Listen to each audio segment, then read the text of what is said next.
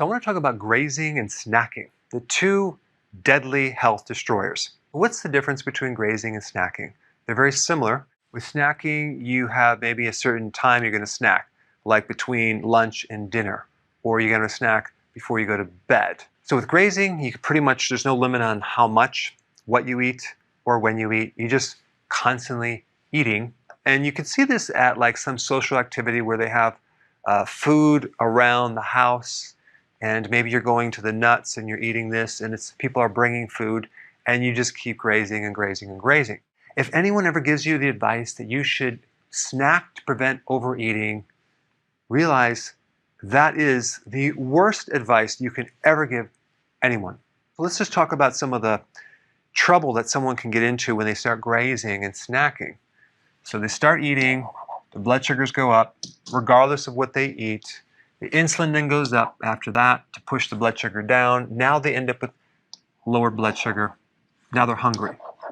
So what you have to realize is that eating causes hunger about 1.5 hours later, especially if you're consuming carbohydrates. Then take a snack, blood sugars go up, insulin goes up to push the blood sugars down. Now we have low blood sugars. It's time to eat again.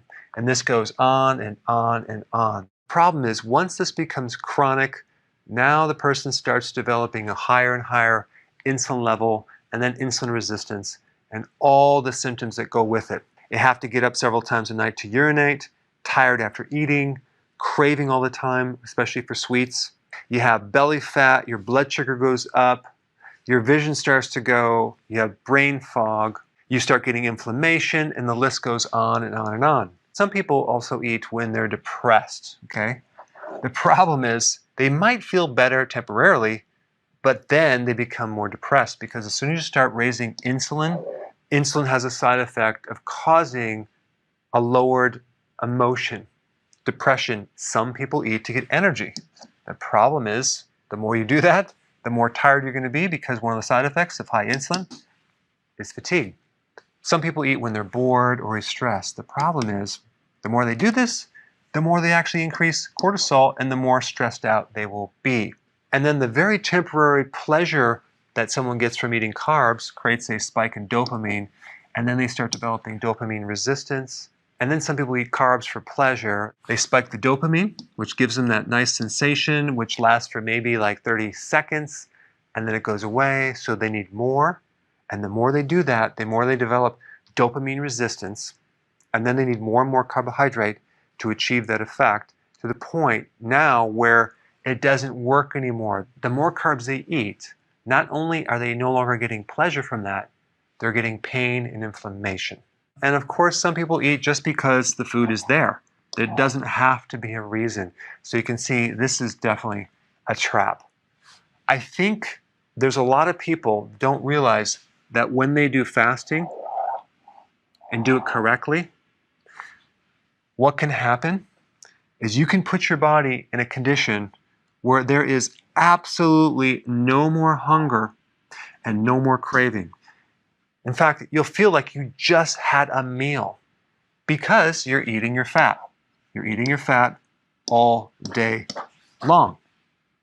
And eating your fat generates ketones, and it's a clean fuel. You'll feel good. You won't have any of this roller coaster over here.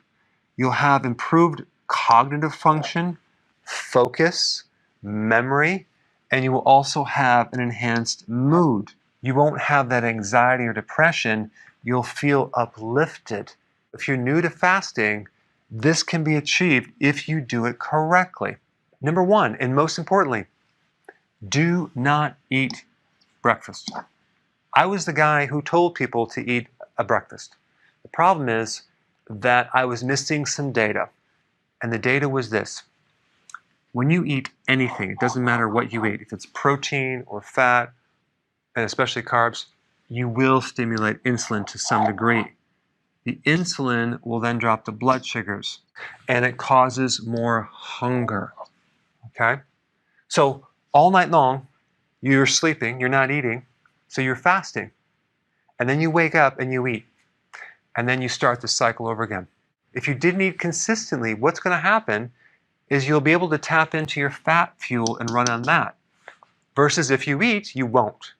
When you eat and you stimulate insulin, you're going to inhibit or block your ability to burn fat. And I think a lot of people don't understand that one point. So, at the very minimum, do not eat a breakfast. Many people are not hungry, yet they still eat a breakfast. That's a big mistake. If you are hungry for breakfast, all that means is the day before you ate too many carbs. What you want to do is you want to avoid carbs when you eat, which is going to then make it easier to do fasting versus consuming a carbohydrate with a meal and trying to do fasting. Because of this, carbohydrates trigger insulin, which then makes you hungry, and eating stimulates insulin, which then makes you hungry. Both of those actions. Number 2, eating causes hunger about 1.5 hours after you eat. Number 3, this is for people that are addicted to grazing and snacking. You must not buy any more junk food. Get the junk out of the trunk.